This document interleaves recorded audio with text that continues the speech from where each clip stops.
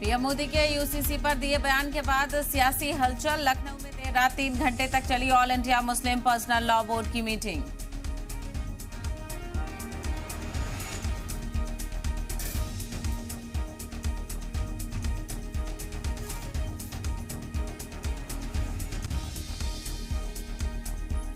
आज दिल्ली में छत्तीसगढ़ कांग्रेस की बड़ी मीटिंग। राहुल गांधी, मल्लिकार्जुन खड़गे रियासत के लीडरों से करेंगे इंतखाबी चर्चा। सीएम भूपेश समेत सभी लीडर होंगे शामिल।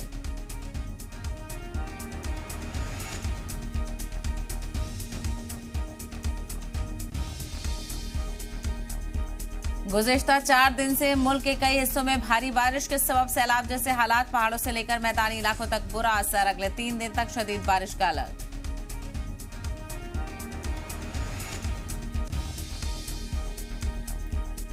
इटावा में अपोजिशन के इत्तेहाद पर ओपी राजभर का तंज। कहा, जिस दिन एक हो जाएं सिर्फ 2 घंटे पहले मुझे बताएं, मैं भी पहुंच जाऊंगा शामिल होने।